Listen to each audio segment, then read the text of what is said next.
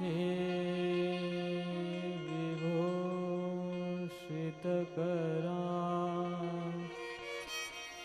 नवनीरदाभा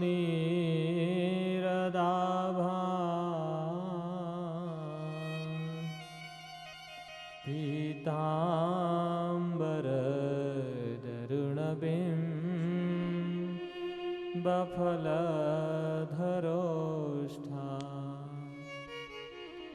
पूर्णेन्दुसुन्दरमुखा अरविन्दनेत्रा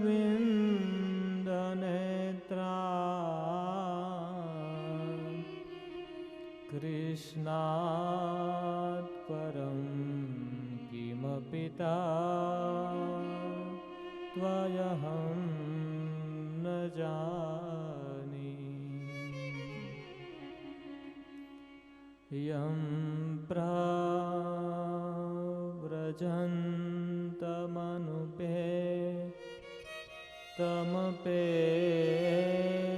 प्रव्रजन्तमनुपेतमपेतकृत्यं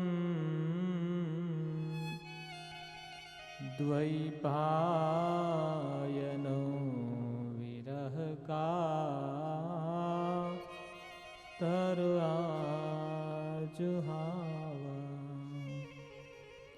पुत्रेति तन्मयतया तरवोऽभिनेदो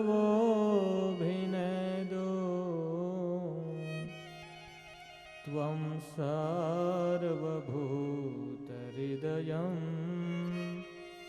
मुनिमानतोऽस्मि।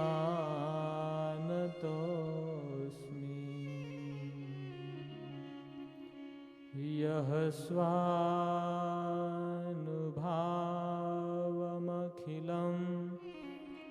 श्रुतिसारमेकम्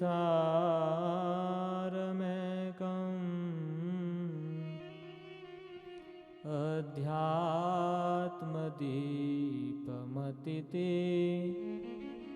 तीर्षतां तमोऽन्धम् संसारिणां करुणया यपुराणगृह्यं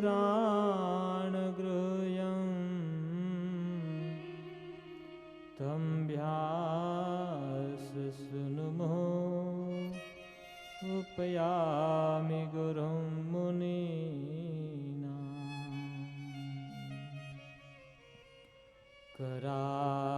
करारविन्दे न पदारविन्दे मुखारविन्दं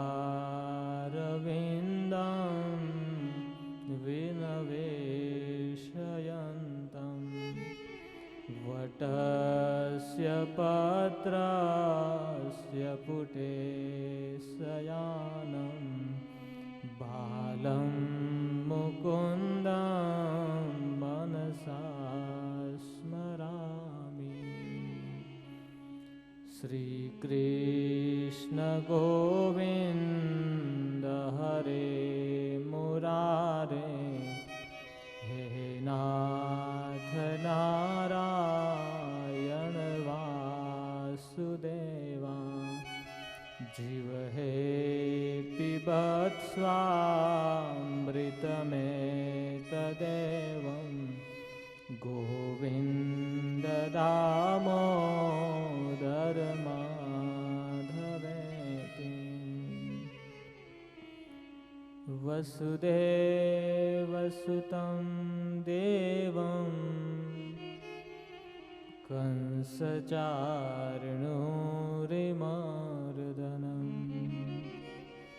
देवकी परमानन्दं कृष्णं वन्दे जगद्गुरु। नमो वन्देऽहं श्रीगुरून् श्रीयुतपदकमलं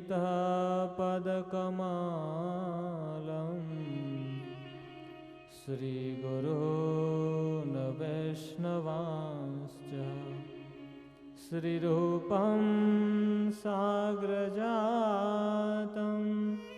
सहगण रघुनाथान्वितं तं सजीवमं साद्वैतं सावधूतं परिजनसहितं श्रीकृष्णचैतन्यदेवं श्रीराधाकृष्णपादान् सहगणललिता श्रीविशाखान्वितांश्च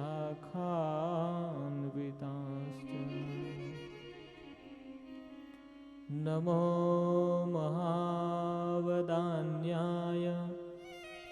कृष्णप्रेमप्रदायते कृष्णाय कृष्णचैतन्य नामने गौरत्विषे नमः।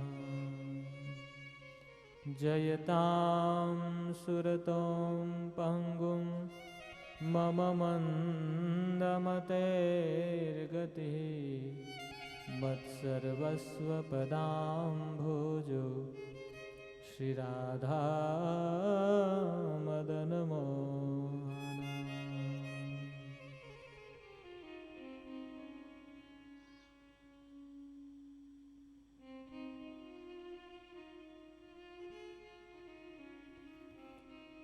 हरे कृष्णा कृष्णा कृष्णा हरे हरे, हरे राम राम राम हरे हरे।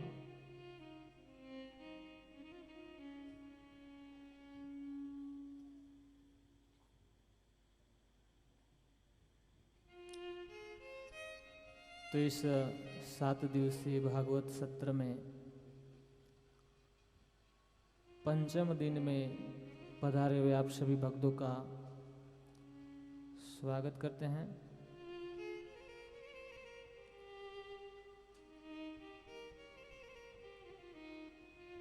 श्रीमद् भागवतम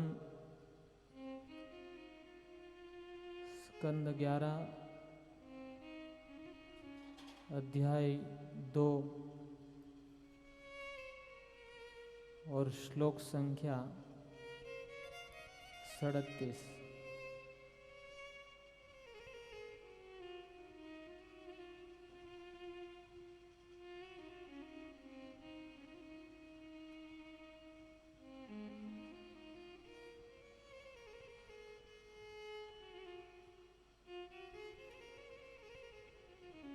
श्लोक सबको दिखाई दे रहा है।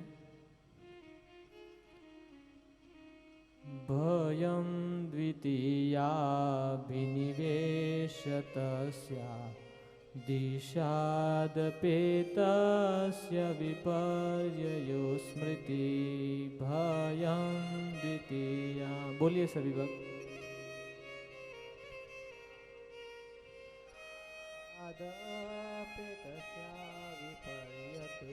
भयं द्वितीयाभिनिवेशतस्यात् दिशादपेतस्य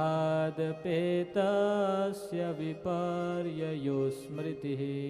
भयं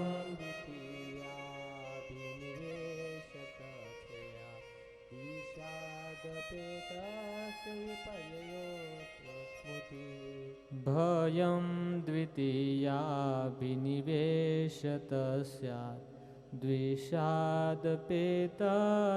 विपर्ययो स्मृतिः।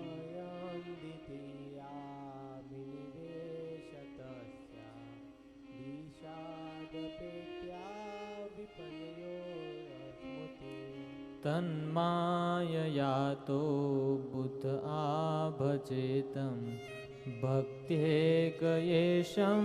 गुरुदेवतात्मा।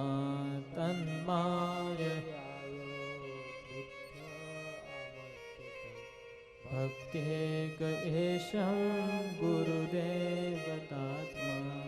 तन्माययातो बुद्ध भजेतं भक्त्येकयेशं गुरुदेवतात्मा।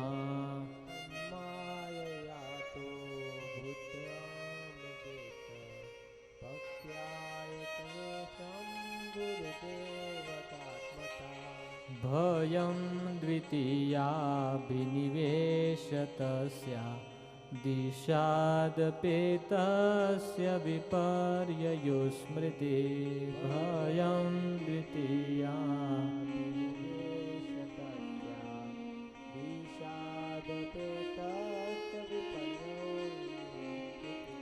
तन्मायया तो बुद्धा भजेतं भक्त्येकएशं गुरुदेवतात्मा तन्मायया तो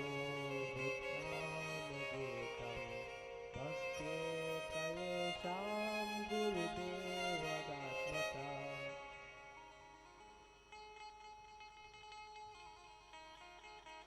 भयं द्वितीया विनिवेशतस्या।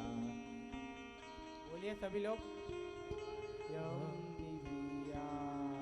विनिवेशतस्या दिशादपेतस्य विपर्ययो स्मृति भयं द्वितीया विनिवेशतस्या द्विषादपेतस्य स्मृति तन्मायया तो बुद्धामजेतं त्वन्मायया तो बुद्धाभजेतं भक्त्येकएशं गुरुदेव आत्मत्वं भक्त्येकएशं गुरुदेवतात्मा।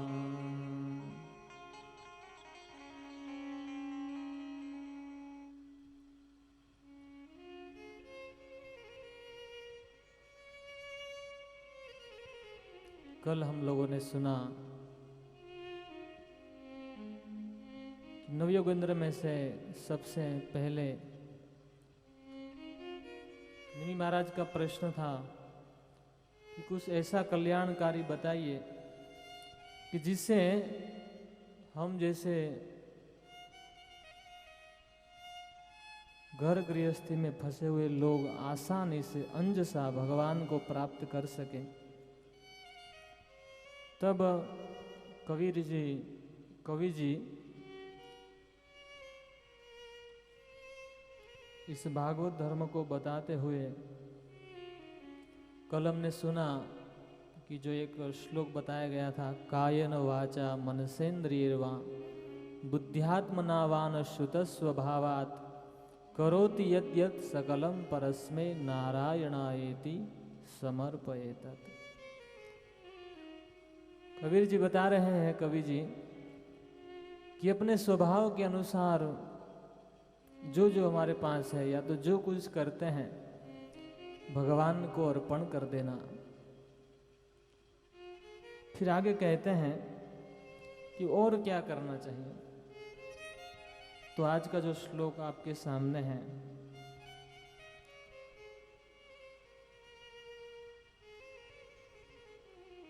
यदि सुगमता से भगवान को प्राप्त करना चाहते हैं तो गुरु देवतात्मा भयम द्वितीयाभिनिवेशतः, जीव भगवान से अलग होकर जब इस संसार में अभिनिवेश करता है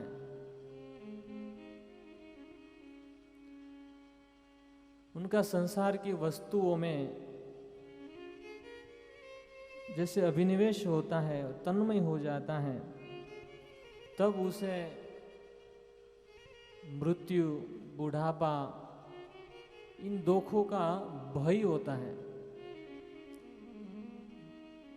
जब शरीर में अभिनिवेश हो जाता है, मतलब वो अपने आप को शरीर ही समझता है और तन्मय है उस शरीर के कार्यों को करने में, है ना। प्राय आज सभी लोग इस शरीर के कार्यों को करने में तन्मय हैं, क्योंकि वो स्वयं को शरीर समझते हैं।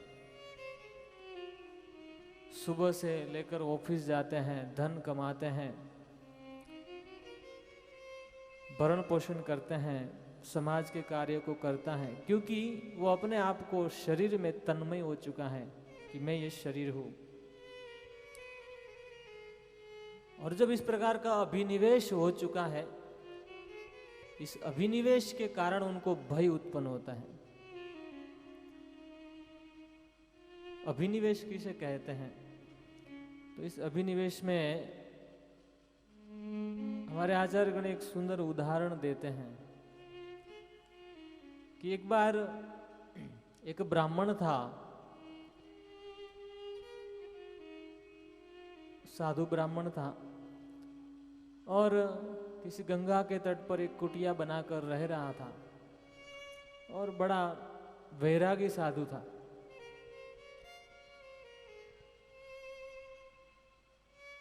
और मधुकरी करने के लिए जाता था, जो कुछ मिल जाए उसी में से अपना जीवन निर्वाह कर लेता था। लेकिन अचानक उनके मन में एक लोभ बना। जब एक दिन बहुत ज्यादा वो आटा मांग कर लाता था, घर घर जाता था, आटा देते थे जो लोग, वो लेकर आ जाता था घर पे और घर पे उनसे भोजन बनाकर स्वीकार करता था। तो एक दिन मांगते मांगते आटा बढ़ गया बहुत। रोज का रोज खाकर जीवन चलाता था, लेकिन एक दिन हुआ ऐसा कि लोगों ने बहुत दिया, तो बहुत हो गया, तो उनके मन में लोभ उत्पन्न हुआ। यही होता है, जब व्यक्ति के पास बढ़ जाता है ना, तो लोभ उत्पन्न होता है कि अब और हो जाए। तो उन्होंने उस आटे की एक थैली भरकर रख दिया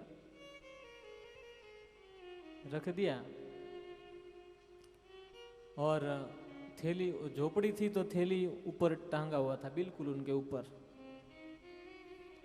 और छोटी सी खाट थी, उस खाट के ऊपर सो रहा था। शाम को प्रसाद लेकर सो गया और सो करके वो उस थैली के ऊपर नजर डालता है कि इसमें आटा भरा हुआ है, लगता है कि अभी 2-3 दिन चलेगा।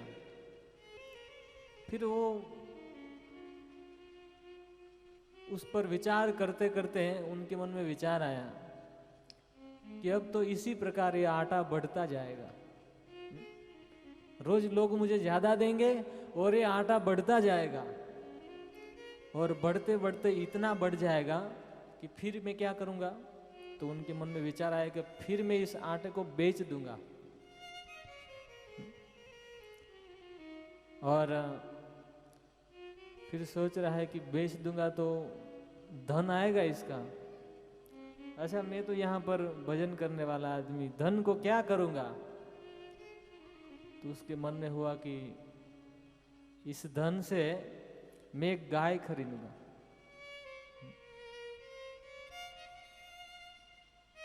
देखिए, अभिनिवेश होता है व्यक्ति का, किस प्रकार से व्यक्ति बिल्कुल गहराई में चला जाता है।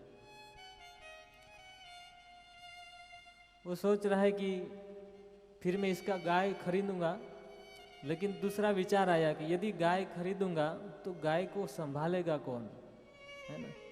उनको खाना खिलाना और उनको दोहना, है ना, तब दूध निकलेगा। तब उनको लगा फिर तो एक विवाह करना पड़ेगा, है? विचार करते करते वो यहाँ तक पहुंचा कि गाय खरीद लूंगा और फिर उनको संभाल। इसीलिए इस संसार में जिससे भी भक्ति की शिक्षा मिली है, दीक्षा मिली है, या तो भक्ति में जो भी सहयोग मिला है, उन सभी वैष्णवों को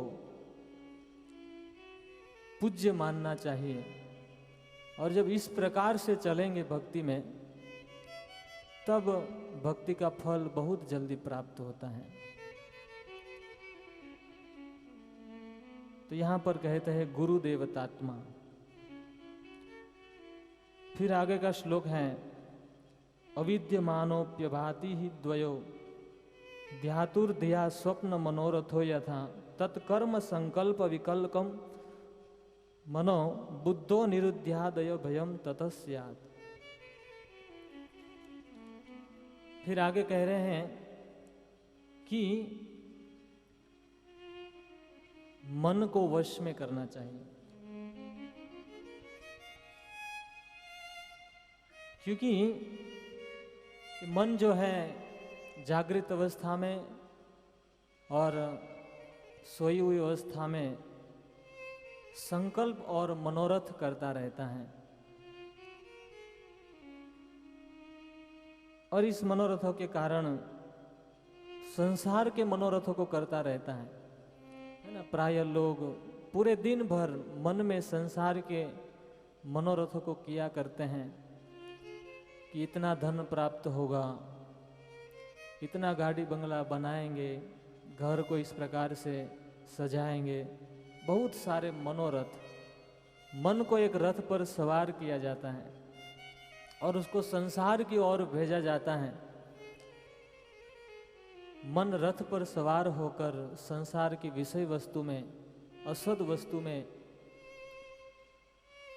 विचार करता है। तो कहते हैं उनको रोकना चाहिए। निरुद्ध्यादभयम्, उसको रोकना चाहिए। परंतु मन को रोकना बड़ा मुश्किल है। जैसे गीता में अर्जुन ने भी कहा है, मन्ये वायुरेवस्य दुष्कुरा। भगवान कृष्ण ने कहा कि अर्जुन मन को वश में करना चाहिए। बोले प्रभु मेरे गांडीव से मैं वायु को वश में कर सकता हूं, लेकिन मन को वश में करना मेरे लिए बड़ा दुष्कर है। तो भगवान उपाय भी बताते हैं, अभ्यास योगेन, अभ्यास करते करते मन भी वश में होगा। लेकिन मन को एक स्प्रिंग की तरह कहा जाता है कि आप जितना भी उसको दबाते जाओ, एक दिन आते ही फिर से वो उछलता है। तो फिर मन को दबाना ठीक नहीं है, तो फिर क्या किया जाए? बोले उसे मोड़ देना है। जैसे कार है, कार तो कार अपनी स्पीड में चलती है और उसमें भी एक्सीडेंट भी होता है। तो क्या कार चलाया न जाए? बोले नहीं, उस कार का ड्राइविंग करना सीखना चाहिए। जिनको नहीं आता है वो ऐसे ही कह देते हैं कि उनको रोका नहीं जा सकता इसलिए एक्सीडेंट होगा। लेकिन उस कार में जैसे ब्रेक होती हैं, जैसे लगता है कि गलत रास्ते पर जा रहे, तुरंत हम ब्रेक लगाते हैं और फिर जैसे ही सही रास्ते पर चलती है तो तुरंत लीवर भी देते हैं। तो इसी प्रकार हमें हमारे मन को बार बार देखना चाहिए कि यदि गलत रास्ते पर जा रहा है, गलत विचार कर रहा है, तो तुरंत उसको रोकना चाहिए। और जैसे ही वो अच्छे विचार करता है तो उसे और स्पीड देनी चाहिए और उसे तुरंत करना चाहिए। इस बात को रामायण के प्रसंग में बताया गया। जब रामायण का अंतिम युद्ध हुआ और रावण जब मारा गया, तो रावण को बाण लगा है भगवान श्री रामचंद्र का, और धरती पर जब पड़ा है तब राम लक्ष्मण को कहते हैं कि जाओ और रावण से उपदेश प्राप्त करो, ये बहुत बड़ा पंडित है। तब लक्ष्मण जाते हैं और जाकर कहते हैं कि मुझे उपदेश दो। तो रावण तो अपना मुंह घुमा लेता है, क्योंकि लक्ष्मण जी इस प्रकार से गए थे। वास्तव में यदि किसी से ज्ञान प्राप्त करना हो तो नम्रता पूर्वक जाना चाहिए। तब लक्ष्मण जी वापस आ गए और कहने लगे, प्रभु ये तो मुंह घुमा रहा है, ये मर गया है, बाण उसको लग गया है, लेकिन फिर भी उनका जो अभिमान है वो अभी तक गया नहीं है। तो प्रभु कहते हैं कि तुम किस प्रकार गए थे? बोले मैंने गया और जाकर कहा कि मुझे उपदेश दो।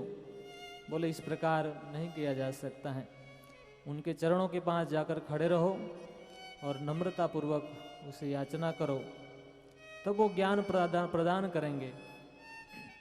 तब लक्ष्मण जी फिर से गए और कहने लगे कि नम्रतापूर्वक कि मुझे उपदेश प्रदान कीजिए। तब रावण ने कहा अपने अंतिम समय में कि सुनो लक्ष्मण, अब समय तो ज्यादा नहीं है, लेकिन सार रूप में मैं तुम्हें बता रहा हूं कि जब दो बातें बता रहा हूं, जब अच्छा विचार आए तो उसे तुरंत कर देना, और यदि बुरा विचार आए तो उसे टालते रहना, टालते रहना। क्योंकि लक्ष्मण, मेरे जीवन में भी अच्छे विचार आए थे, परंतु मैंने वो टालता रहा, और बुरे विचार आए तो तुरंत किया। मेरे जीवन में दो अच्छे विचार आए थे कि मैं इस सागर को मीठा बना दूंगा, ये बहुत अच्छा विचार था उनका, और यदि बनाना होता तो संभव समर्थ भी था, लेकिन वो टालता रहा, टालता रहा। दूसरा बोले मैं यहां से स्वर्ग के लिए सीढ़ी बना दूंगा, ऐसा भी विचार आया था, लेकिन उसको भी मैं टालता रहा। और जब मुझे बुरा विचार आया तो मैंने तुरंत किया। बुरा विचार क्या था? सीता का अपहरण। तो इसे उपदेश मिलता है कि मन में यदि अच्छे विचार आए तो उसको तुरंत करना चाहिए, और बुरे विचार आए तो उसे रोक लेना चाहिए।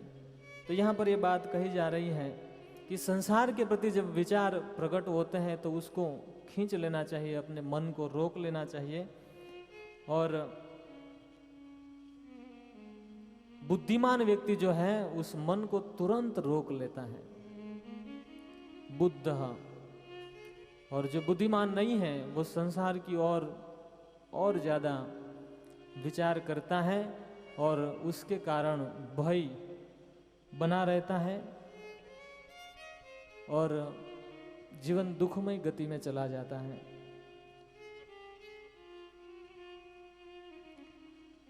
तो फिर आगे कहते हैं दूसरे श्लोक में, शृण्वन् सुभद्राणि रथांग पाणि जन्मानि कर्माणि च यानि लोके गीतानि नामानि तदर्थकानि गायन विलज्जो विचरेद संगम। अब आगे कह रहे हैं कि इस भागवत धर्म में सरल है, शृण्वन् सुभद्राणि।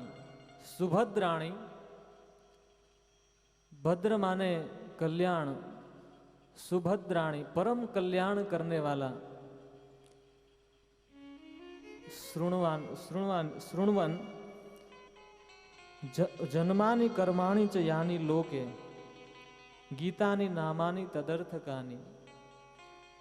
कहते हैं कि इस जगत में, इस लोके शब्द से प्रकट होता है कि वो ये कहना चाहते थे इस लोक में जितने प्रसिद्ध है भगवान के नाम, या उस नाम से जुड़ा हुआ अर्थ, या जन्म और कर्म, इन सब को सुनना चाहिए। लेकिन आचार्यगण कहते हैं कि भगवान के सभी गुणों को, सभी नामों को तो कोई जानता भी नहीं है, और यदि गाना चाहे तो गा भी नहीं सकता पूरा पूरा, क्योंकि भगवान की लीलाएं अनंत है और उनके नाम अनंत है। हरि अनंत, हरि कथा अनंत। तब क्या करे? बोले लोके, इस लोक में जो प्रसिद्ध है, और संत जो गाते हैं खास करके, ऐसे भगवान के नामों को। और शायद आपने देखा होगा, सुना होगा कि स्थान स्थान पर भगवान की लीला के कारण लोक में कुछ नाम प्रसिद्ध होते हैं। जैसे भगवान का एक नाम है विट्ठल,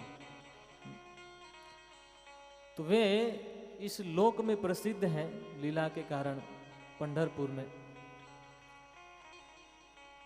तो इस प्रकार से लोक में प्रसिद्ध है, और जो हम जानते हैं मुख्य रूप से उन्हीं को केवल गाया जाए।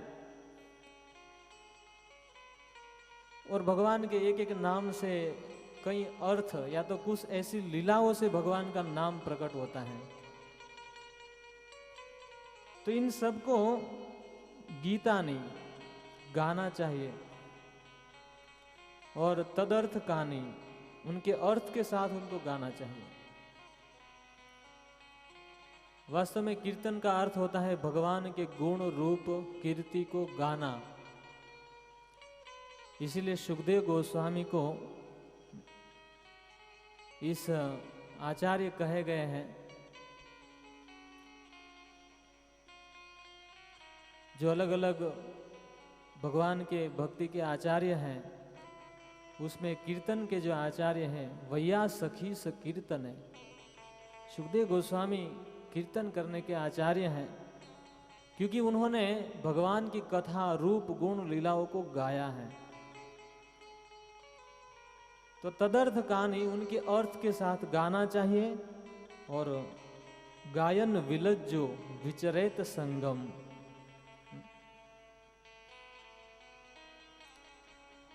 लज्जा छोड़ करके गाना चाहिए। कई बार लोगों को शर्म आती है भगवान का नाम जपने में, और कई बार लोग रास्ते में भी कहते हैं कि आप क्यों इस प्रकार से रास्ते में भी हरे कृष्ण जपते हो, क्योंकि लोगों को शर्म आती है। लेकिन यहाँ पर कह रहे हैं वी लज्जा, लज्जा को छोड़ करके भगवान का नाम गाना चाहिए, क्योंकि यही सुभद्राणी, यही परम कल्याणकारी है। संसार की थर्ड क्लास वस्तु जो पिक्चर के गाने, लोग गाने में शर्म नहीं आती है, लेकिन ये गाने में क्यों शर्म? इसीलिए लज्जा को छोड़ करके गाना चाहिए। और यहाँ पर इस प्रकार कवि जी कहते कहते वो भगवान का एक नाम ले रहे हैं, संबोधन कर रहे हैं, रथांग पाणे। रथांग पाणे क्यों कर रहे हैं? भगवान के बहुत सारे नाम है, लेकिन संबोधन में रथांग पाणी के, उस रथांग पाणी भगवान के कई नाम है, गुण है, उनको गाना चाहिए लज्जा छोड़कर। क्योंकि यहाँ पर कवि जी को भगवान की उस लीला का स्मरण हो रहा है। प्रभुपाद जी लिखते हैं कि भगवान वैसे तो हाथ में चक्र धारण करते हैं, और एक बार महाभारत के युद्ध में भी भगवान ने, जहाँ पर उन्होंने प्रतिज्ञा ली थी कि मैं हाथ में शस्त्र नहीं उठाऊंगा, लेकिन रथ का अंग माने पहिया अपने हाथ में धारण किया था, वह लीला की याद आ रही है उनको।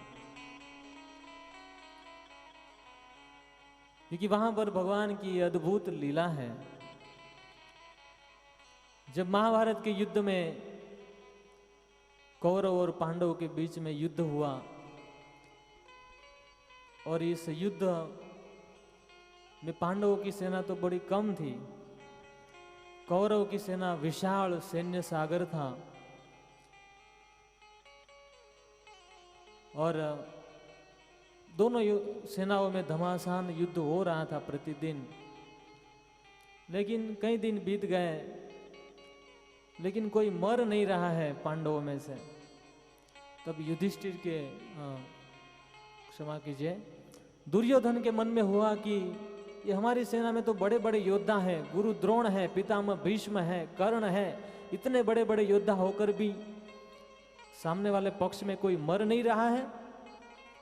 तब दुर्योधन सबसे पहले पितामह भीष्म के पास गए, क्योंकि वो जानता था पितामह भीष्म का जो बल है, उनकी वीरता।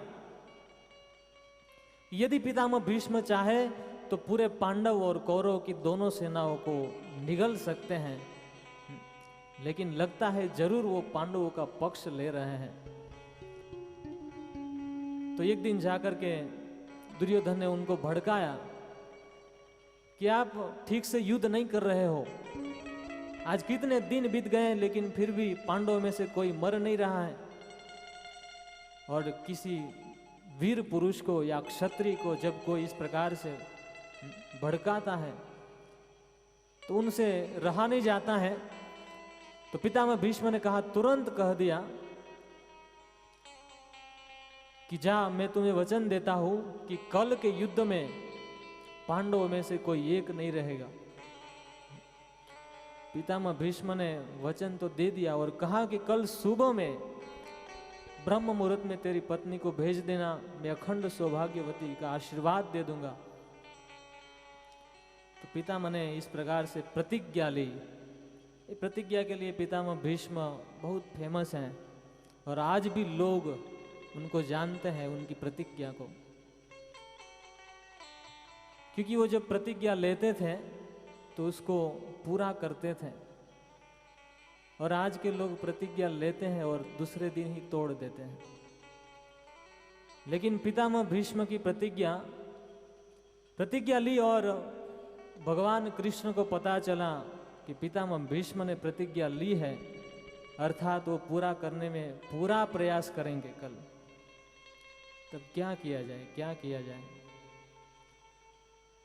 तब पिता भगवान कृष्ण तो अंतर्यामी हैं, तो पांडवों के पास जाकर उन्होंने सभा बुलाई, तुरंत मीटिंग किया। बोले क्या हुआ? बोले तुम्हारे पितामह भीष्म ने कल के युद्ध के लिए प्रतिज्ञा ली है कि कल वो अर्जुन को मार देंगे। तो पांडवों ने कहा तो मार देंगे। कृष्ण ने कहा कुछ करना होगा, हमको ही तो कुछ करना होगा। लेकिन पांडव तो निश्चित होकर सो रहे हैं। बोले आप कुछ सोचो, हमको तो कुछ समझ में नहीं आ रहा है।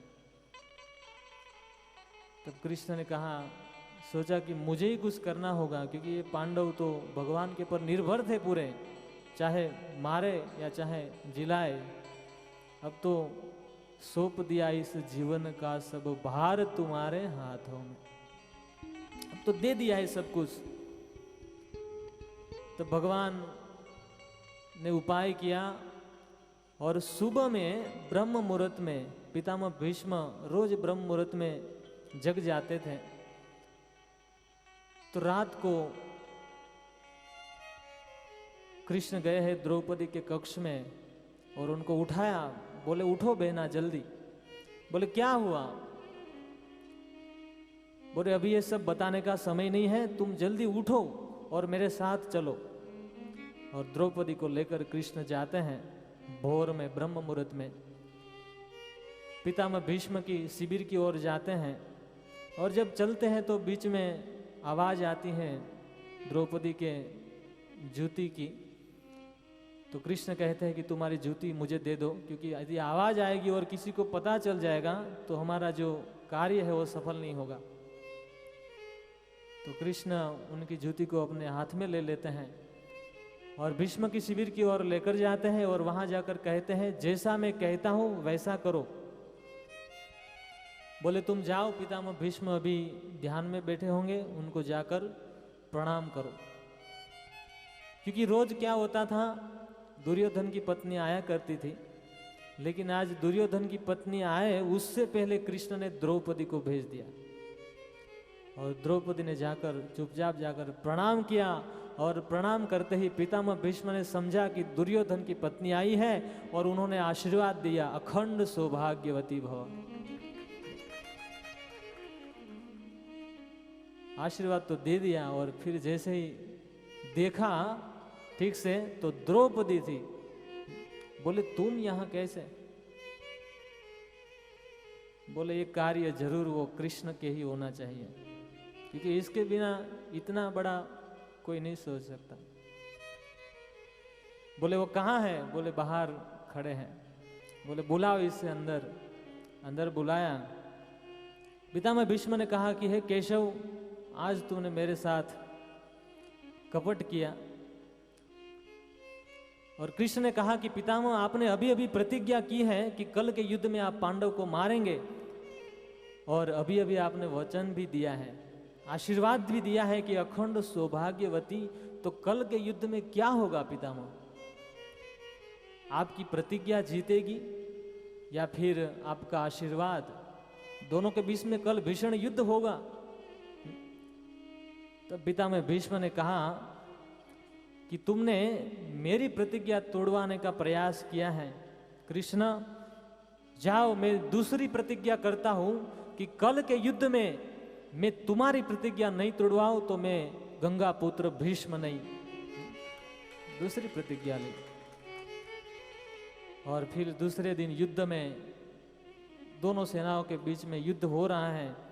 और उसी दिन पितामह भीष्म के सामने अर्जुन आया है और दोनों में युद्ध हो रहा है। अर्जुन को कभी इतना तकलीफ नहीं हुआ लेकिन आज पितामह भीष्म के सामने पसीना छूट गया युद्ध करते करते। और भगवान कृष्ण को कि लगा कि अब ये जाने वाला है। तो भगवान कृष्ण की प्रतिज्ञा थी कि मैं हाथ में कभी शस्त्र नहीं उठाऊंगा, क्योंकि युद्ध के पहले ये बात तय हो चुकी थी। तो हाथ में शस्त्र नहीं उठाऊंगा। लेकिन आज युद्ध देखकर ऐसा लग रहा है कि यदि मैंने कुछ नहीं किया तो ये अर्जुन जाएगा आज। और तब उस पितामह भीष्म के बाणों के प्रहार के सामने भगवान ने अपने रथ का पहिया अपने हाथ में उठा लिया। इसलिए उसका एक नाम हुआ रथांग पाणी, जो चक्र भी उठाते हैं, और रथ का अंग उठाया। और ये रथ का पहिया क्यों उठाया? देखिए, इसके पीछे भगवान की भक्त वत्सलता, भगवान का स्वभाव प्रकट होता है कि भगवान अपने भक्तों के लिए क्या क्या नहीं करते हैं। ये सब कवि जी को याद आ रहा है, स्मरण हो रहा है कि एक भक्त, दोनों भगवान के भक्त है, पितामह भीष्म और अर्जुन। और यदि कृष्ण चाहे तो पितामह भीष्म की प्रतिज्ञा टूट सकती थी, लेकिन उन्होंने अपनी प्रतिज्ञा को तोड़ दिया और पितामह भीष्म की प्रतिज्ञा को बनाए रखा। और दूसरी ओर बोले अर्जुन को बचाने के लिए भगवान ने अपनी प्रतिज्ञा को तोड़ दिया।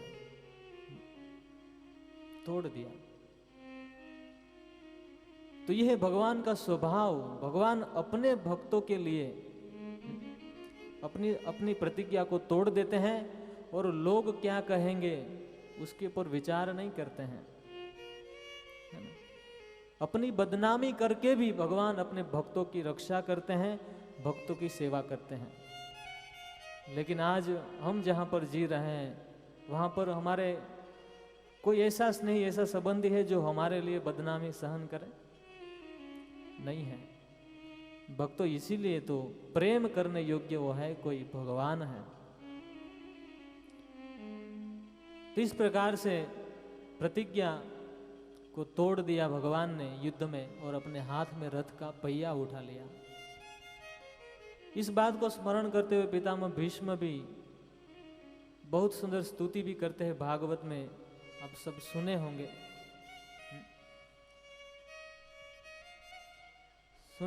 बहुत सुंदर स्तुति है। तो आइए हम लोग भी इसे गाएंगे। जब महाभारत का युद्ध पूरा हुआ और पितामह भीष्म जब बाण सैया पर थे, महाभारत का युद्ध पूरा हुआ, युधिष्ठिर के हाथ में राज्य आया। लेकिन राज्य को स्वीकार करके भी वो बड़े दुखी थे कि हम कैसे इस राज्य को करें। हमारे राज्य में बड़े बड़े लोग, बड़े बड़े हमारे वरिष्ठ गुरु के समान पितामह भीष्म द्रोणाचार्य जो आज नहीं है, तो वो किसी भी प्रकार समझ नहीं रहे थे, रो रहे थे इस विरह में कि मेरे कारण कितने लोगों की हिंसा हुई, कितने लोगों को दुख हुआ। तब कृष्ण युधिष्ठिर को लेकर जहां पर पितामह भीष्म है, क्योंकि उसको इच्छा मृत्यु का वरदान था, इसलिए इच्छा मृत्यु के वरदान के कारण वो अभी तक गए नहीं थे, क्योंकि वो राह देख रहे थे अच्छे समय की। तो तब तक युधिष्ठिर इत्यादि वहां पर आते हैं और आकर भगवान के सामने खड़े रहते हैं। और फिर भगवान और युधिष्ठिर दोनों आकर पितामह भीष्म के सामने खड़े रहते हैं। पितामह भीष्म उनको बहुत सारे उपदेश भी देते हैं। और फिर जब अंत समय, एकदम अंत घड़ी आती है, तो पितामह भीष्म भगवान कृष्ण की बहुत सुंदर स्तुति करते हैं, बहुत सुंदर स्तुति है। तो आइए हम भी सब लोग गाएंगे। सदेव देवो भगवान् प्रतीक्षता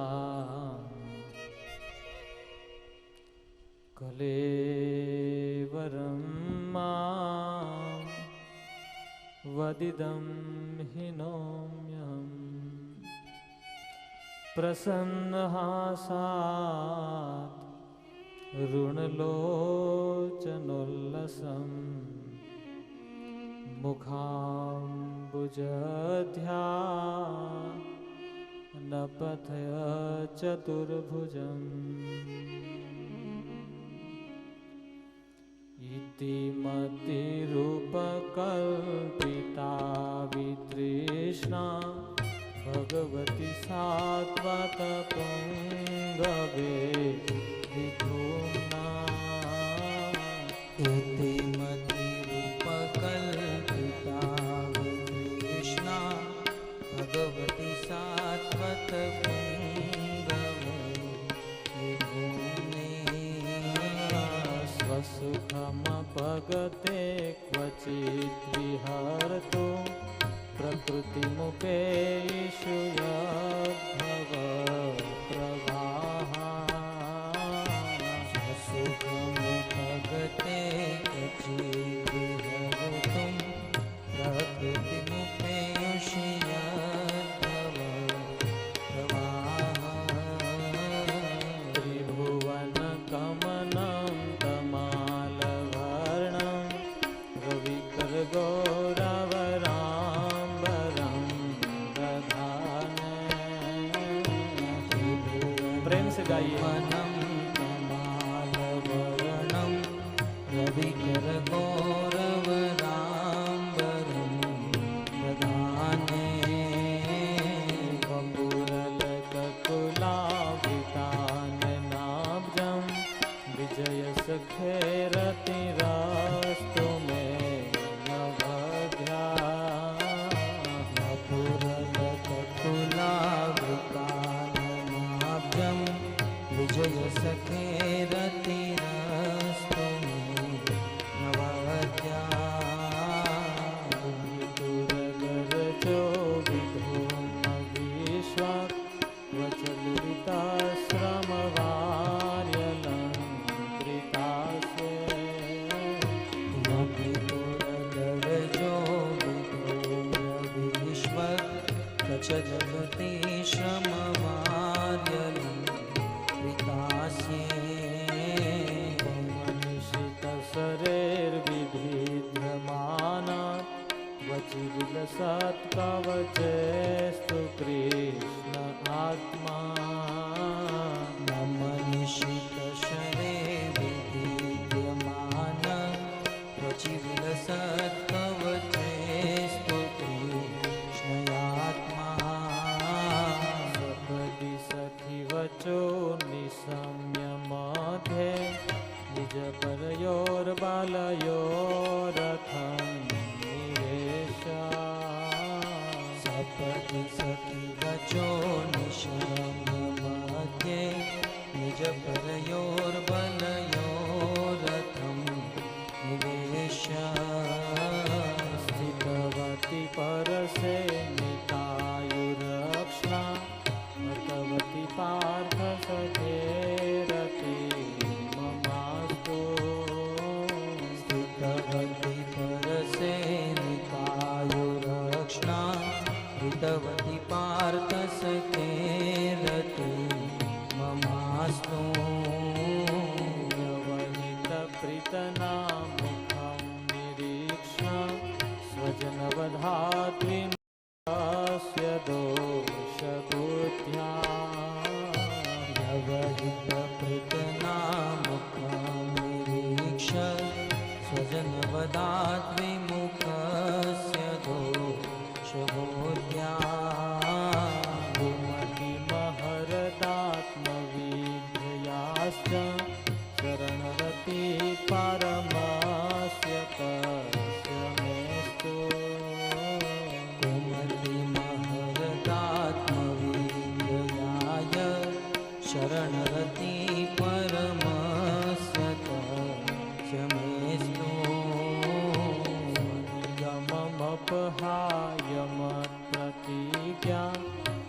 कर्तुमवाप्लुतो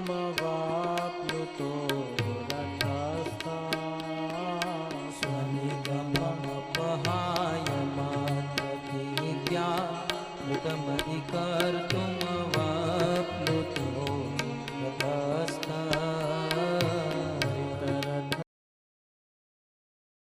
लेकर मेरी ओर दौड़े हैं और इसलिए उनका नाम है रथांग पाणी। धृतरथ चरणोऽभ्ययाश्चलद्गो हरिर्वहन्तुमिमं गतो तरीया। धृतरथ चरणोऽभ्ययाचलद्गो हरिर्वहन्तुमिमं गतो तरीया। क्षितिविशिखतो विशीर्णदंशा शतजपरिप्लुत आततायिनो मे। शिखविशिखहतो विशीर्णदंश शतजपरिप्लुत आततायिनो मे। प्रसभमभिससारमद्वधार्धं सभवतु मे भगवान् गति मुकुन्दा। प्रसभमभिससारमद्वधार्धं सभवतु मे भगवान् गति मुकुन्दा। विजय रथ कुटुम्ब आततोत्रे धृतय रश्मिनिताश्रिये क्षणीये। विजय रथ कुटुम्ब आततोत्रे धृतय रश्मिनिताचिये क्षणीये। भगवती रतिरस्तु मे मुमूर्षो यमभिनिरीक्ष हतागता स्वरूपम्। भगवती रतिरस्तु मे मुमूषो यमिह निरीक्ष गता हता स्वरूपम्। ललितगतिविलासवल्गुहासं प्रणयनिरीक्षणकल्पितो रुमानः।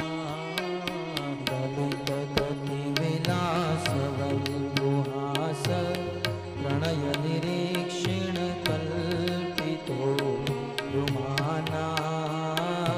कृतमनुकृतवत्य उन्मदान्धा प्रकृतिमगन् किल यास्य गोपवध्या। कृतमनुकृतवत्य उन्मदान्धा प्रकृतिमगन् किल यस्य गोपवध्वा। निगणनृपवर्य सन्तुलेन्दं सदसि युधिष्ठिरराजसूयेषाम्।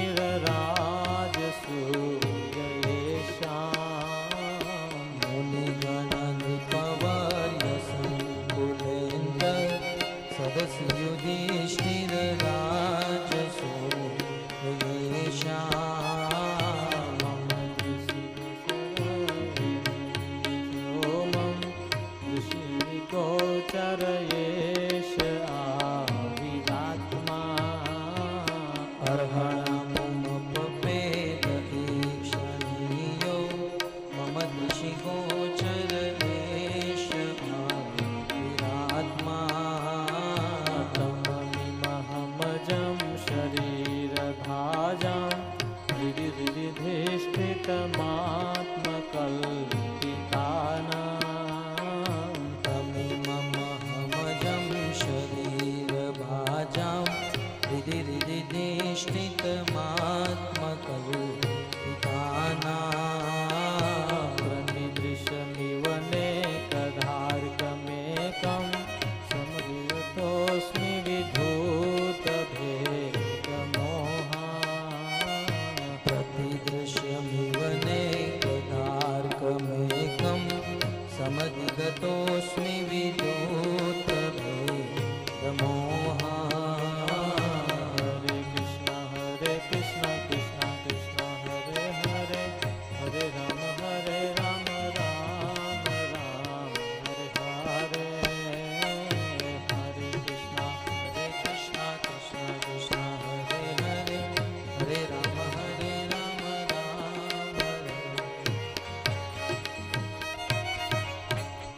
तो इस प्रकार से पितामह भीष्म ने बहुत सुंदर स्तुति की, और इस स्तुति में भी भगवान के उस महाभारत के युद्ध में जो पितामह की ओर जब दौड़े थे तो उनका जो स्वरूप था, उनका चिंतन, उसको याद करते हुए भगवान से बहुत सुंदर स्तुति करते हैं। तो इस प्रकार से रथांग पाणे, भगवान का नाम है रथांग पाणे। तो ऐसे कई नाम हैं भगवान के, और इस नामों के ऊपर से बहुत सारी लीलाएं प्रकट होती हैं। ऐसे कई नाम है, माखन चोर, गोपाल, मधुसूदन, जिन एक एक लीला से भगवान के एक नाम है। तो इन नामों को गाना चाहिए, इन लीलाओं को गाना चाहिए। फिर आगे कहते हैं विचरेत संगम, इस गाते हुए विचरण करना चाहिए। असंगम,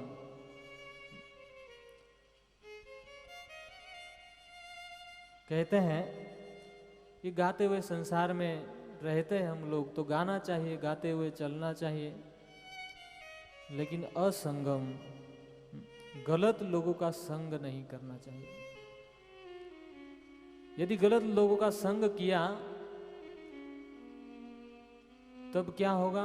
तब उनके प्रभाव से हमारा जीवन भी बिगड़ जाएगा।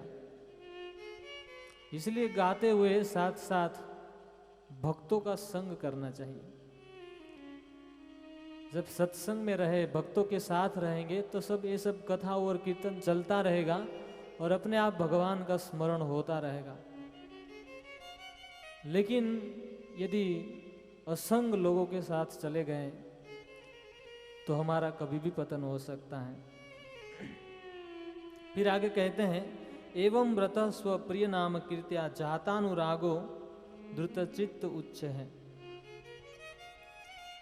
इस प्रकार से जो कोई व्रत ले लेता है कि वो प्रतिदिन भगवान का नाम लेगा, है ना। जैसे यहाँ से कई लोगों का व्रत है, और विशेष करके अंतर्राष्ट्रीय कृष्ण भावनामृत संघ में सभी भक्त एक व्रत लिए हैं कि रोज सुबह में उठकर एक दिन में 16 माला का जप करेंगे महामंत्र पर।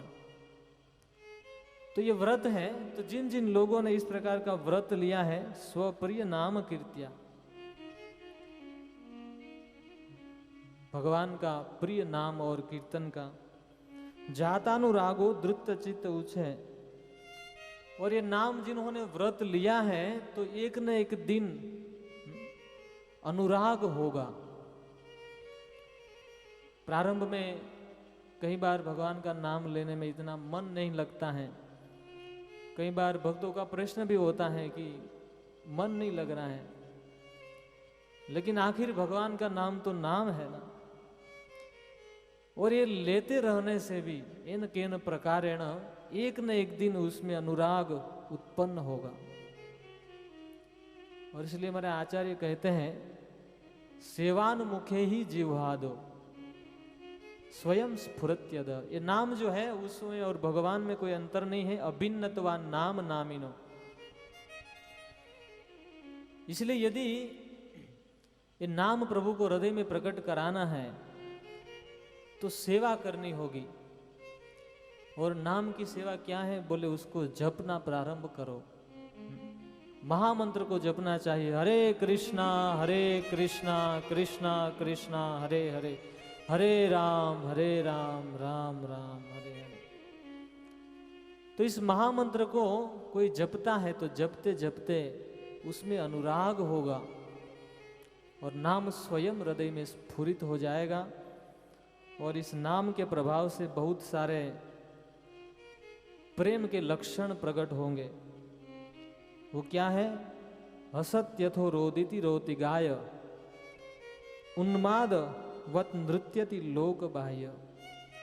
जब कोई इस प्रकार भगवान का नाम लेता है तो लेते लेते अनुराग होता है, और अनुराग होते होते भगवान से प्रेम होता है, और उस प्रेम में वो कभी कभी हंसता है। भगवान की भक्ति करते करते ये स्थिति आ जाती है कि भगवान का स्मरण करते करते, भगवान की लीला का स्मरण होते ही ऐसा लगता है कि मैं भगवान के बहुत निकट हूँ, और भगवान की कुछ लीला को देखकर वो हंसता है। जैसे प्रहलाद महाराज के वर्णन में आया है कि वो कभी कभी हंसते थे, और कभी कभी ऐसा लगता था कि अब कृष्ण हमसे बहुत दूर चले गए हैं, तो रोती उनके विरह में रोते थे। और कभी कभी फिर से लगता था कि कृष्ण वापस आ गए हैं, तो रोते रोते गाने लगते थे। गाय उन्मादव्रत नृत्यंती, और फिर उस भगवान के आने की खुशी में नृत्य करने लगता है, नाचने लगता है, गाते गाते नाचता है। उन्मादवत, वास्तव में भगवान की कथा और नाम भी एक नशा है। और इसमें आगे शब्द दिया है लोक बाह्य। उनको फिर बाह्य लोग देखेंगे, क्या करेंगे, क्या कर रहे, उससे कोई लेना देना नहीं होता है ना। जैसे इस संसार में कोई शराब पीता है, तो शराब के नशे में चूर व्यक्ति को, मदमत व्यक्ति को संसार में क्या हो रहा है उसके लिए कोई लेना देना नहीं, क्योंकि उनको तो नशा चढ़ा है। लेकिन वो नशा कुछ समय के लिए होता है, कुछ घंटों के लिए हो सकता है। और प्राय लोग जब बहुत दुखी हो जाते हैं तभी नशा कर लेते हैं। लेकिन भगवान के नाम और कथा का जो नशा है, वो एक बार कोई नशा कर लेता है तो वो नशा पूरे जीवन भर चलता है। भगवान के नाम का और कथा का नशा ऐसा है, और ये नशा जिनको चढ़ जाए ठीक ठीक से, फिर बाह्य लोग क्या कर रहे हैं क्या नहीं कर रहे हैं उससे कोई लेना देना नहीं, वो तो अपनी मस्ती में चलता है। तो ये भी एक नशा है। और देखा गया है जिनको, तो यहाँ पर किसी को चढ़ा नहीं है, इसीलिए आज भी संसार में रम रहे हैं, है ना। हम लोगों को अभी इतना नशा चढ़ा नहीं है, लेकिन जिन जिन लोगों को चढ़ गया है वो तो बस भगवान के धाम में घूमते रहते हैं, भगवान का नाम लेते हुए गाते रहते हैं। न कोई चिंता है, न कोई दुख है। तो ये है भगवान का नशा। तो वर्णन कर रहे फिर आगे, इस प्रकार से जब नशा चढ़ता है भगवान के नाम, तब इस प्रकार के लक्षण होते हैं। फिर आगे कहते हैं, खम वायु मग्निम सलिलम महिम च ज्योतिषि सत्वानि दिशो द्रुमादिनी सरित समुद्रांश्च हरे शरीरम यत किंच भूतम प्रणमेद अनन्य। वास्तव में यही है भागवत धर्म कि सभी जगह पर खम, वायु, मग्नि, खम माने आकाश, वायु ये हवा, अग्नि, सलिलम, महिमच पृथ्वी, और इस पृथ्वी में कई सारी नदियाँ जो है, ये सब जो है प्रकृति, ये सब भगवान का शरीर है। इस प्रकार समझकर उनको आदर करना और उनको देखकर भगवान का स्मरण करना।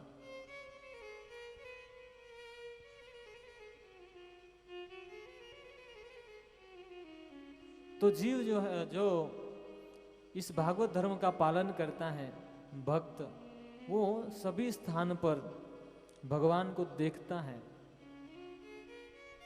चाहे वृक्ष हो, चाहे नदियां हो, और हमारे देश में तो बहुत सुंदर नदियां बहती हैं, है ना। गंगा, यमुना, गोदावरी इत्यादि पवित्र नदियां बहती हैं। वास्तव में बहुत भाग्यवान जीव है हम लोग कि इस भारतवर्ष में जन्म है जहाँ पर गंगा और यमुना जैसी नदियां बहती हैं, जिसमें स्नान करने से जीव के पाप नष्ट हो जाते हैं, भगवान के प्रति प्रेम उत्पन्न होता है। लेकिन फिर भी दुर्भाग्य है लोगों का कि वो गंगा तट तक नहीं जाते हैं। तो इन सभी को देखकर भगवान का स्मरण करना चाहिए कि ये जो है भगवान की प्रकृति है, यह है भागवत धर्म। लोग जाते हैं प्राकृतिक सौंदर्य देखने के लिए, लेकिन केवल अपनी इंद्र तृप्ति के लिए। लेकिन नहीं, विशेष करके भक्तों को तो इन सब में भगवान को देखना चाहिए कि ये हरे शरीरम, ये भगवान का शरीर है और इसी प्रकार उनका आदर होना चाहिए। फिर कहते हैं सरित समुद्रश्च हरे शरीरम, और समुद्र जो है, तो ये जो कुछ भी है, नदियाँ, समुद्र और वृक्ष, पहाड़ इत्यादि जो भी उसमें है, वो सब, हवा जो बह रही है, अग्नि जो प्रकाश मिल रहा है सूर्य से, तो ये सब जो है भगवान का शरीर है, इस प्रकार उनको समझना। फिर आगे कहते हैं जब इस प्रकार से भागवत धर्म को कोई पालन करता है तो भक्ति ही परेशान भवो विरक्ति अन्यत्र शेष त्रिक काल एक कालः प्रपद्यमानस्य यथा स्नतः स्यु तुष्टि पुष्टि क्षुद पायो अनुधासम। यदि इस प्रकार से भगवान के नाम को गाता है, सब स्थान में भगवान को देखता है, भगवान के शरीर को देखकर आदर करता है, तो ये भगवान की भक्ति ऐसी है कि भक्ति परेशानुभावो विरक्ति ही। भक्ति करते करते तीन चीज एक साथ होने लगती हैं। यथा अस्नतः, इसमें एक उदाहरण दे रहे हैं कि जैसे कोई भोजन करता है और भोजन करते समय तुष्टि, पुष्टि और निवृत्ति, ये तीनों एक साथ होता है ना। जैसे किसी को भूख लगी है बहुत और भोजन करता है तो एक एक ग्रास पर उसे तृप्ति का अनुभव होता है, और जैसे ही जब भोजन अंदर जाता है तो अंदर भी अनुभव होता है, शक्ति का संचार होता है, और तीसरा कि भूख भी मिट जाती है। तो तीनों एक साथ होता है इस भक्ति कार्य में। तुष्टि पुष्टि क्षुद पायो अनुधासम। तो इसी बात को और करते हुए आगे कह रहे हैं कि जैसे भोजन करते समय तुष्टि पुष्टि और निवृत्ति ये तीनों एक साथ होता है, व्यक्ति को भूख भी मिट जाती है, तृप्ति भी होती है और बल भी बढ़ता है शरीर में, वैसे ही भक्ति करने से इत्यस्तुतांगरी भजतो अनुवृत्तिया, भगवान के चरणार विंद की भक्ति करने से भक्तिर विरक्तिर भगवत प्रबोध, ये तीनों चीज होता है। भक्ति का आस्वादन होता है, विरक्ति, और साथ ही साथ संसार से विरक्ति हो जाती है, और भगवत प्रबोध, भगवान का अनुभव होने लगता है ये करते करते। और तब क्या होता है, जब इस प्रकार से होने लगता है, भवन्ति वे भागवतस्य राजम स्वतः पराम शांतिम उपेति साक्षात। और जब इस प्रकार भगवान, परम प्रियतम भगवान की इस प्रकार से प्रेम भक्ति करता है तो भगवान में प्रेम उत्पन्न होता है, भगवान का अनुभव होने लगता है, और संसार से निवृत्त होता है, संसार की वैराग्य हो जाता है, और परम शांति उपेति, परम शांति को प्राप्त करता है जीव, है ना। आज शांति के लिए ही सब कार्य किया जा रहा है कि कैसे जीवन में सुख और शांति आए, लेकिन लाखों प्रयास के बाद भी वो नहीं आती। तो कैसे आएगी, बोले इस प्रकार भगवान के इस भागवत धर्म को पालन करने से, अर्थात भक्ति करने से, भगवान का नाम लेने से ये सब धीरे धीरे आएगा और अंत में परम शांति को प्राप्त करेगा जी। तो इस प्रकार से कवि जी ने इस पहले प्रश्न का उत्तर देते हुए इस प्रश्न का उत्तर दिया, और अब महाराज निमि दूसरा प्रश्न कर रहे हैं। अथ भागवतम वृत यद धर्मो तादृशो नृणाम यथा चरंती यद वृते एर लिंगेर भगवत प्रिय। दूसरा प्रश्न करते हैं कि आप जो कह रहे हैं कि इस भागवत धर्म, तो इस भागवत धर्म को जो पालन करते हैं, इस भक्तों का लक्षण क्या होता है? अर्थात भगवान के भक्तों में ऐसे कौन से लक्षण होते हैं कि जिसके कारण भगवान उसे प्रेम करते हैं? इरलिंगेर भगवत प्रिय, जिनके ऐसे गुणों के कारण, ऐसे लक्षणों के कारण भगवान उसे प्रेम करते हैं। तब फिर आगे नवयोगेंद्र में से दूसरे हरि जी उत्तर देते हैं। बोले उनमें ऐसे बहुत सारे लक्षण होते हैं, सद्गुण होते हैं। सर्वभूतेषु यह पश्चेद भगवत भावम आत्मनः भूतानि भागवत्यात्म अन्यस्य भागवतो उत्तमः। भगवान के भक्तों का वर्णन कर रहे हैं और उसमें भी जो भागवत को अपने जीवन में पालन करता है उसको भी भागवत कहते हैं। इसलिए हमारे पास ग्रंथ भागवत और भक्त भागवत दोनों ही हैं। जब कोई ग्रंथ भागवत का पालन करता है तब वो भागवत बन जाता है। तो इन भागवतों का वर्णन करते हुए 3 प्रकार के भागवतों का वर्णन करते हैं। हमारे गुरु महाराज कहते हैं कि ये तीनों ही भागवत हैं, लेकिन सबसे पहले उत्तम भागवत के बारे में बताते हैं। सर्वभूतेषु यह पश्चेत, जो उत्तम भागवत होता है वो सर्वभूतेषु, सभी जीवों में यह देखता है भगवत भावम आत्मनः, कि ये भगवान का अंश है, ये भगवान का ही है। और भूतानि भावत्या अन्यस्य भागवतो उत्तम, इसलिए ये भगवत स्वरूप ही है ऐसा समझकर उनको देखता है। और इस प्रकार से जो दृष्टि जिनकी है उसे भगवान का प्रेममय परम भागवत समझना चाहिए। फिर दूसरे श्लोक में कह रहे हैं, ईश्वरे तद अधीनेषु बालिशेषु दिशत्सु च प्रेम मैत्री कृपापेक्षा यह करोति स मध्यम।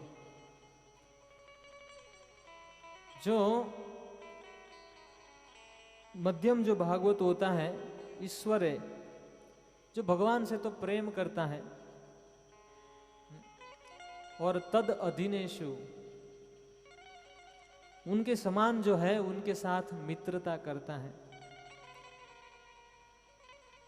और बालिशेषु, सबसे पहली बात उनसे जो बड़ा है उनसे प्रेम करता है, भगवान से प्रेम करता है।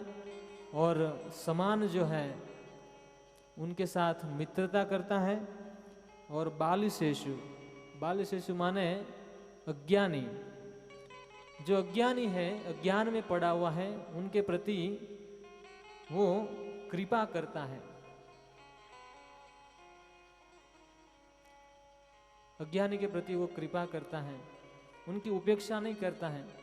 लेकिन दिशत्सु, जो भगवान से द्वेष करते हैं, इन लोगों की उपेक्षा करते हैं, उसे मध्यम भागवत कहते हैं, समध्यम। फिर तीसरे भागवत का वर्णन करते हैं और वो कहते हैं, आर्चायाम एव हरये पूजाम य श्रद्धयेहते न तद भक्तेषु च अन्येषु स भक्तः प्राकृतः स्मृतः। वो कहते हैं कि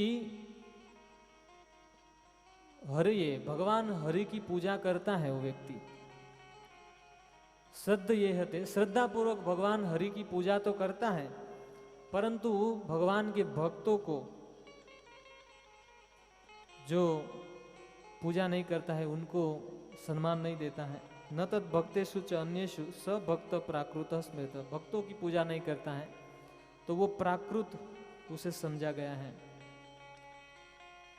तो इस प्रकार से फिर आगे कहते हैं, गृहीत्वापि इंद्रिय अर्थान यो न दृष्टि न हस्यति विष्णुर माया इदम पश्यन् सवे भागवतो उत्तम। भगवान का जो उत्तम भक्त होता है वो अपनी इंद्रियों के द्वारा विषयों को ग्रहण तो करता है, लेकिन न दृष्टि न हस्यति, इंद्रियों का विषय है संसार के भोग, जैसे आंख का विषय है देखना, इस प्रकार से अलग अलग इंद्रियों का विषय है। कान का विषय है सुनना, मुंह का विषय है भोजन करना, जिह्वा का विषय। तो इन विषयों को इंद्रियों के द्वारा ग्रहण तो करता है, लेकिन उसमें उनको न तो कभी हंसता है कभी रोता है, क्योंकि संसार में क्या होता है, कभी अच्छा मिल जाता है तो हम खुश हो जाते हैं, कभी अच्छा नहीं मिलता है तो दुखी हो जाते हैं। लेकिन जो उत्तम भागवत होता है उनको अच्छा मिलने पर भी वो नहीं हंसता है, और अच्छा नहीं मिलने पर भी दुखी नहीं होता है। और विष्णुर माया इदम पश्चन, उसे वो भगवान की माया समझता है, ये सब भगवान की माया है। सवे भागवतो उत्तम, वो उत्तम है। उदाहरण जैसे हवा है ना, हवा जब बहती है तो हवा जब बहती है तो कहीं गंदे स्थान से जब बहती है तो उनका जो बहने का प्रभाव कम नहीं हो जाता है। और वही हवा जब किसी बाग, जैसे फूल वाले बाग से बहती है तो वहाँ वो कहीं रुक नहीं जाती है ना, गंदे स्थान पर से वो जल्दी भाग नहीं जाती हैं, और अच्छे स्थान से वो कभी रुक नहीं जाती है, वो तो अपनी धारा से ही बहती है। वैसे भगवान का जो उत्तम भक्त होता है वो किसी भी परिस्थिति में हंसता या रोता नहीं है, वो तो सभी जगह पर भगवान की माया देखकर देखता है, वह उत्तम भागवत है। फिर आगे कहते हैं, देह इंद्रिय प्राण मनो धियाम यो जन्माप्यक्षुद भय यत्कर्ष कृच्छ है, संसार धर्मे विमुह्यमानम स्मृत्या हरेर भागवत प्रधान। फिर कहते हैं कि हमारे पास देह इंद्रिया प्राण और मन बुद्धि जो है,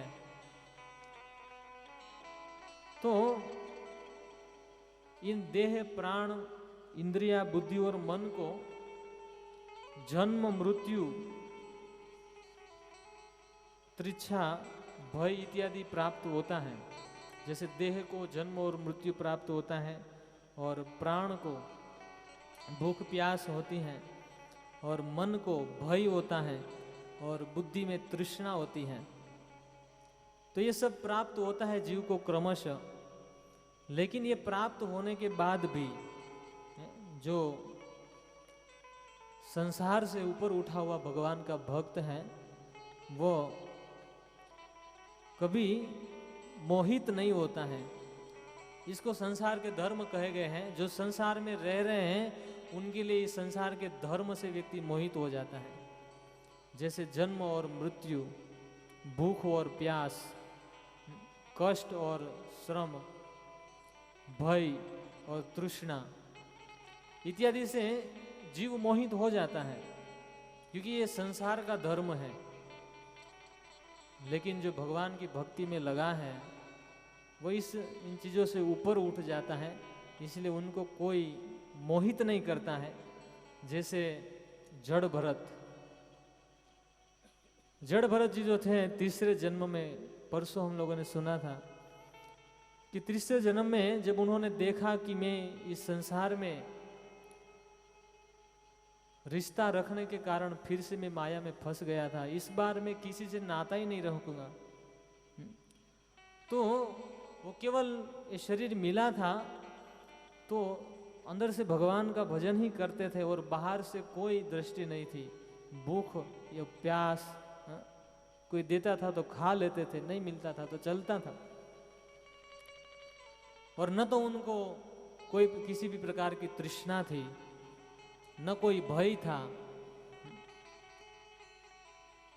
तो इस प्रकार से जड़ भरत का उदाहरण दे रहे हैं कि उसी की तरह संसार धर्म में विमोह्यमानन, संसार धर्म में वो मोहित नहीं होता है। स्मृत्या हरेर भगवत गुण प्रधान, और भगवान को निरंतर स्मरण करता रहता है, वह है भागवत प्रधान। फिर आगे कहते हैं न काम कर्म बीजानाम यस्य चेतसी संभव वासुदेव एक निलय सवे भागवतो उत्तम।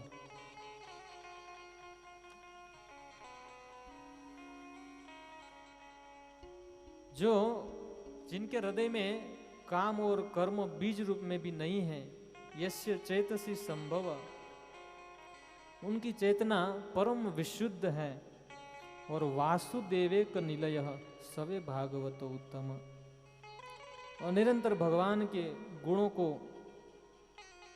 और भगवान वासुदेव में ही निवास करता है, वो है भागवतो उत्तम। न यस्य जन्म कर्मभ्याम न वर्णाश्रम जाति भी सज्जते अस्मिन् अहम भावो देहे वेश हरे प्रियः।